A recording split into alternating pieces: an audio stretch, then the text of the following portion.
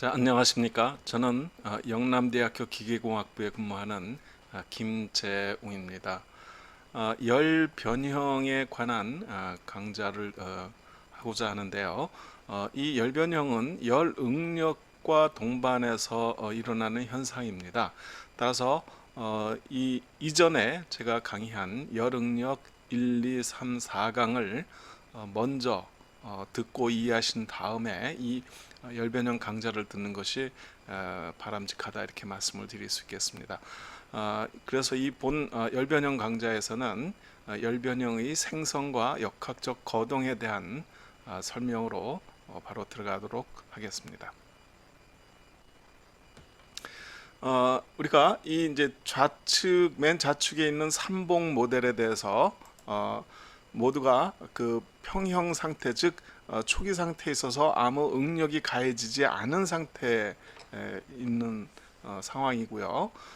이 상체 윗부분에 대해서는 이 강체로 구성되어 있어서 이 PQ, P'의 기둥과 일체화된 상태에서 이것이 동시에 상하 운동은 변이는 일으킬 수 있는 강체 구속 장치입니다. 따라서 Q가 그 팽창을 하거나 감소할 때 이 P 기둥에 의해서 저지당하는, 즉 반력이 발생하는 구조로 인해서 이 상판과 하판은 동시에 그 움직여질 수는 있다, 이런 가정을 하게 되는 것입니다.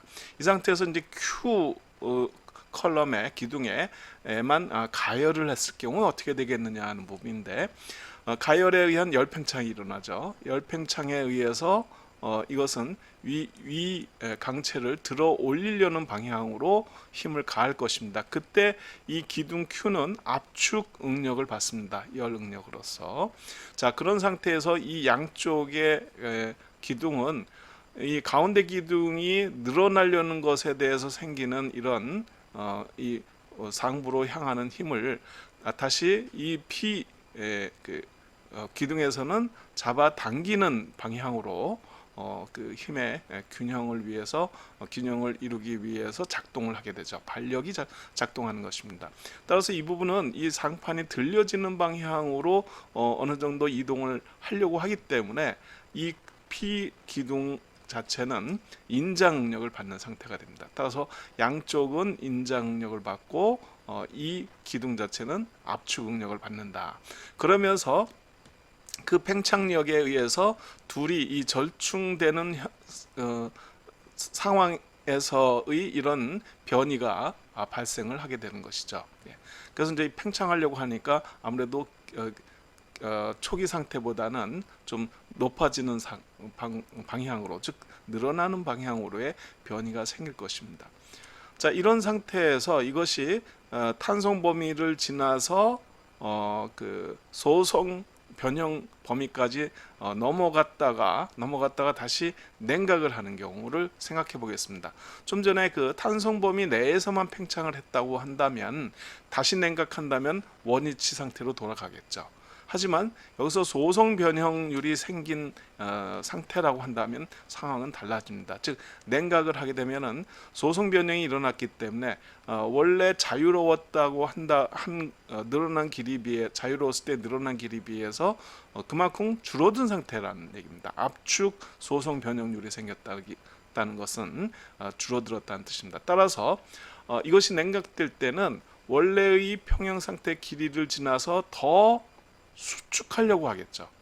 수축하려는 것에 의해서 이 상판을 밑으로 내리려고 할 것입니다. 그래서 결국은 이 Q 컬럼에서는 이 상판을 잡아당긴다. 즉 이 자체는 인장 응력이 걸려 있는 상태가 될 것이고, 이 양쪽의 P 컬럼은 여기서 잡아당기려고 하는 것에 의해서 여기서 버티는 힘, 즉 반발력으로서 압축 응력을 받은 상태로 이렇게 냉각이 된다는 것입니다. 그래서 궁극적으로는 팽창 중에는 초기 길이보다는 길어질 것이며, 이것이 소성 변형률이 생겼을 때 냉각된 이후에는 원래 길이보다는 짧아질 거라는 것이죠. 그래서 이 궁극적으로 남게 되는 변형이 됩니다. 즉 그래서 이 열응력, 즉 온도의 변화에 의해서 그 발생하는 열응력에 따르는 변형을 우리가 열변형이라고 얘기할 수 있고, 이것이 초기에 온도 상태로 되돌아왔을 때, 아니면 이 상온 상태로 모두 돌아왔을 때, 이러한 상태에 있어서 최종적으로 남는 응력을 변형을 잔류 변형이다, 이렇게 얘기할 수 있습니다. 이 개념은 열응력과 잔류 응력과의 관계하고 유사하다, 이렇게 말씀을 드릴 수가 있겠습니다. 그래서 궁극적으로 이 최종 상태에 있어서는 응력이 존재한다는 것은 그것은 탄성 변형률을 갖고 있고, 또한 소성 변형률도 어느 정도 갖고 있다, 이렇게 얘기할 수 있습니다. 즉 탄성 변형과 소성 변형이 합해진 상태로 최종 잔류하게 된다, 이렇게 말씀을 드릴 수 있겠습니다. 자, 그래서 이제 이 가열하는 동안에, 그 다음에 냉각하는 동안에 절대적인 그 강체 내에 있는 기둥에 어떠한 변형률의 변화가 있겠는가 하는 것을 좀 한 번 더 살펴보도록 하겠습니다.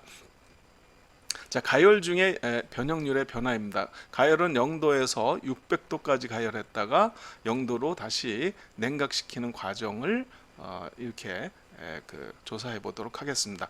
이 둘 사이의 거리는 이 변하지 않도록 강체로 구성되어 있는 기둥이다라고 생각하고, 이 기둥이 이런 서머 사이클을 겪게 된다라고 보시는 겁니다. 그다음에 이제 요 그림에서 요 변형률이 온도에 따른, 이게 이제 온도거든요. 여기서부터 0도부터 600도, 그다음에 600도에서 다시 0도로 이렇게 진행돼 가는 과정이다라고 보시면 됩니다. 그래서 이 온도에 따른 항복 변형률 값입니다. 그래서 항복 변형률이 이렇게 예를 들어서 600도에서는 많이 낮아진 상태로 항복 변형률 유지하게 되겠죠. 그래서 이것을 우리가 입실론 Y라고 표현할 수가 있겠습니다. 각 온도에 있어서 항복 변형률에 해당이 됩니다. 그 다음에 열 팽창률은 그 말 그대로 여기를 0도부터 고려한다 그러면은 이 열 서머 스트레인은 알파 T가 된다고 했었죠. 이거 앞에서 말씀드렸던 그런 변형률입니다. 그래서 이것은 온도가 올라감에 따라서 이게 콘스탄트하다 그러면은 직선적으로다가 이렇게 변하게 된다고 볼 수가 있겠습니다. 네. 그래서 이제 요게 바로 서머 스트레인의 변화다, 이렇게 온도에 따른 변화다, 이렇게 보시면 됩니다. 자, 그런데 서머 스트레인이 여기서는 탄성 변형률 상태로 존재하게 되죠. 그다음에 항복점 이후에, 항복 변형률 이후부터는 여기서 이 이상 되는 이 변형률들은 플라스틱 스트레인으로 변합니다. 그래서 이제 이 우측에 이 탄성 변형률과 소성 변형률을 구분해서 여기서 표시한 것이 우측 그림이 되겠는데, 여기서 보시는 바와 같이 또 이쪽을 이제 압축 변형률로다가 표시를 했습니다. 이게 알파 T라는 열 변형률 때문에 이런 같은 방향으로 잡았는데요.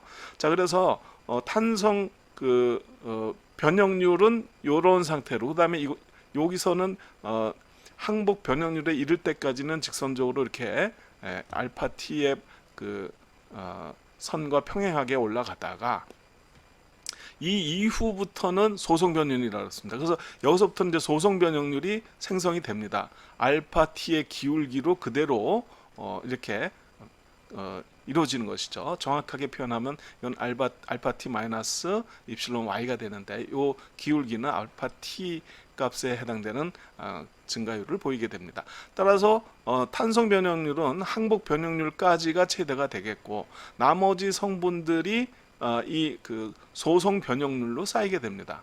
그래서 이제 600도까지 이렇게 증가를 하게 되죠. 자, 그래서 이제 600도까지 증가를 했고, 그런 상태에서 항복 변형률에 여기서 값이 되겠고, 그 다음에 여기서는 온도가 냉각이 되는 거죠. 냉각이면 이제부터 수축이 일어납니다. 실제적으로 수축이 일어나는 것이 되기 때문에 인장 방향으로 변형률이 이루어진다는 것입니다. 그래서 이 사이에는 탄성 변형률로다가 흡수가 되어 버립니다. 수축되는 것이. 그래서 해당 온도의 항복 변형률까지 탄성 변형률로 감소를 하다가, 즉 이쪽으로 이제 인장 변형률로다가 변하다가, 인장력에 의해서 소송 변형률이 다다르게 되면은 탄성 변형률은 더 이상 증가를 하지 않죠.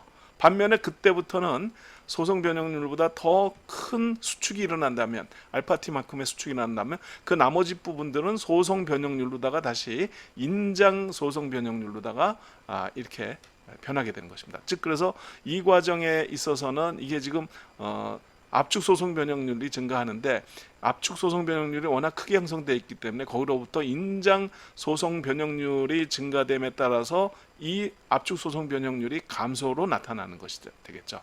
그래서 이렇게 돼서 최종적으로는 이런 상태가 되는 것이죠. 자, 이만큼이 입실론, 요만큼이 입실론 y에 해당되고요.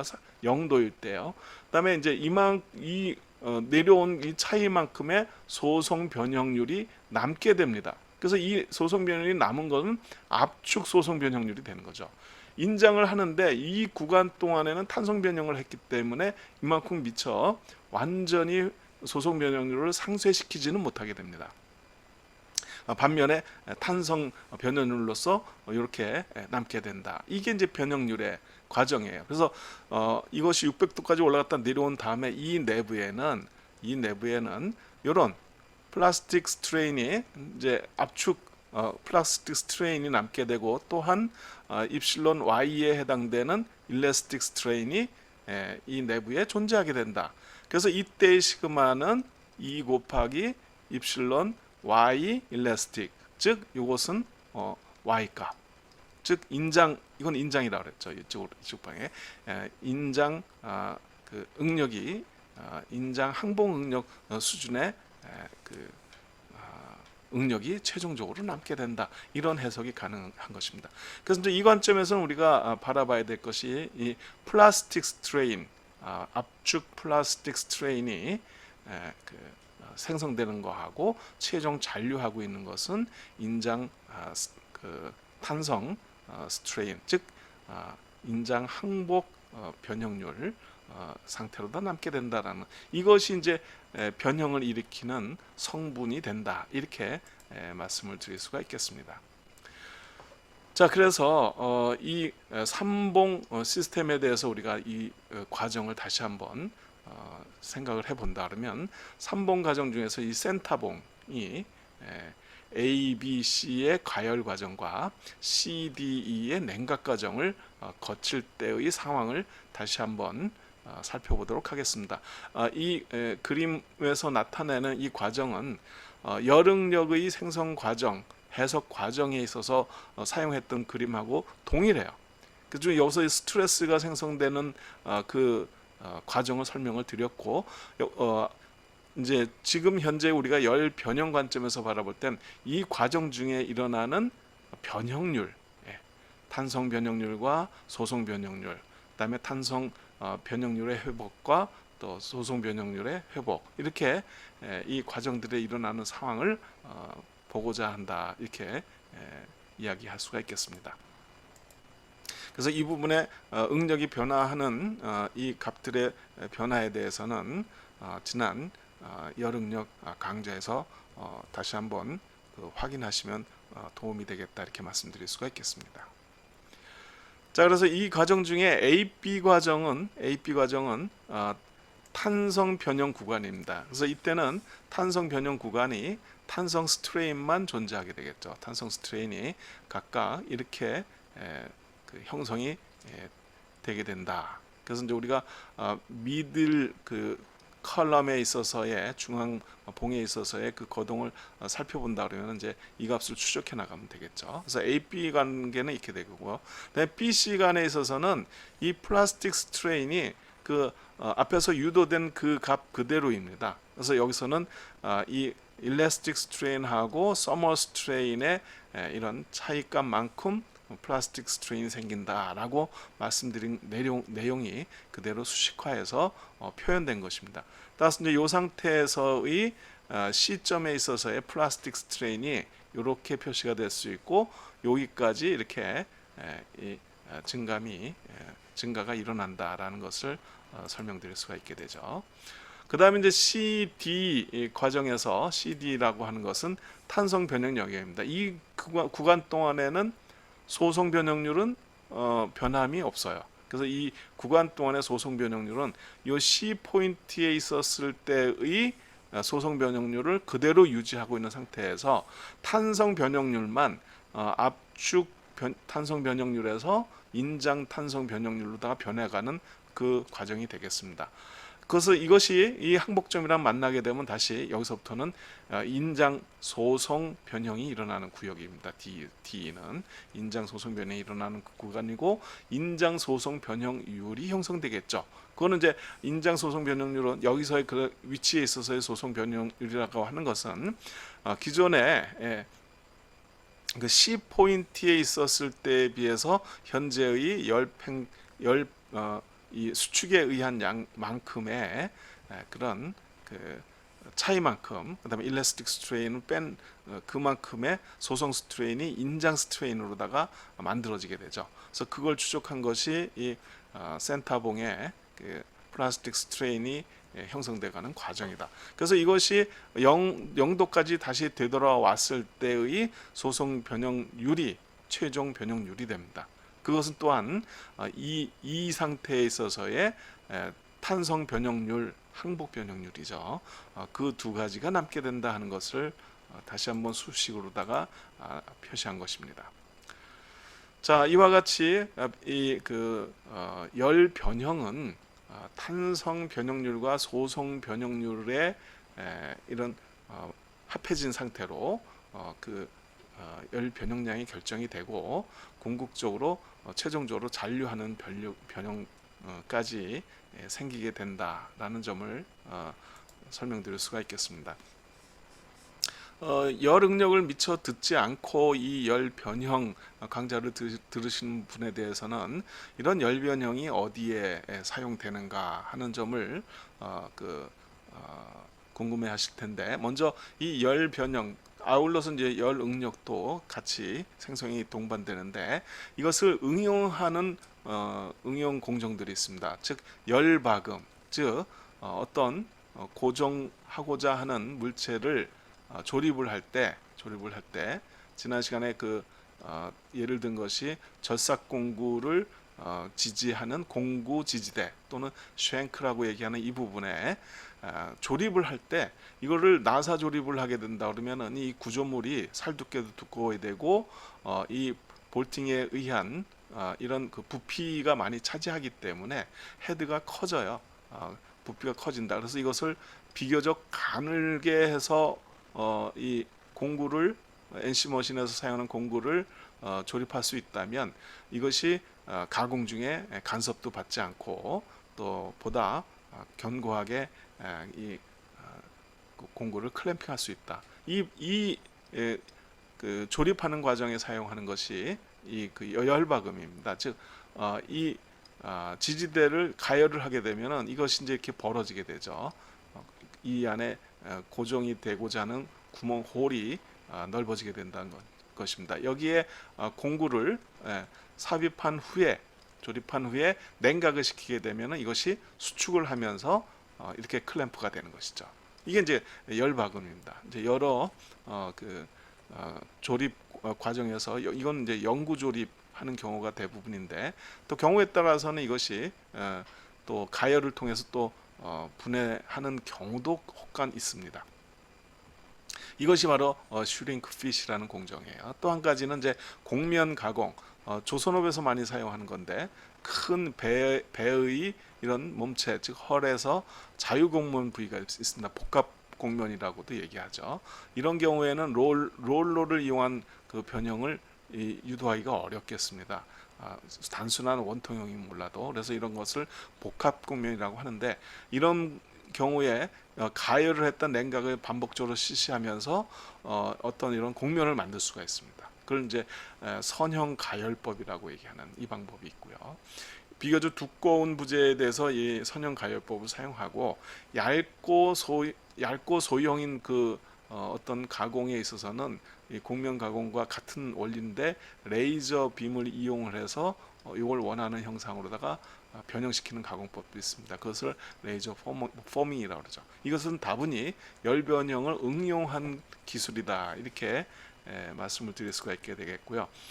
열 변형은 또한 제품의 문제를 일으키기도 하는데, 예를 들어서 치수 오차를 일으키거나 또는 열 변형과 동반되는 열응력에 의해서 균열이 발생된다든지, 또한 그 서비스 중에 수명이 단축된다든지 하는 문제를 일으킬 수가 있게 되는데, 이런 그 문제를 일으키는 그런 관련 공정에는 열 처리, 레이저 가공, 메탈 3D 프린팅, 용접 주조와 같은 공정들에 있어서는 이런 열 응력, 열 변형의 문제가 아주 큰 문제가 되기 때문에 이를 해결하기 위한 기술이 또한 필요한 부분입니다.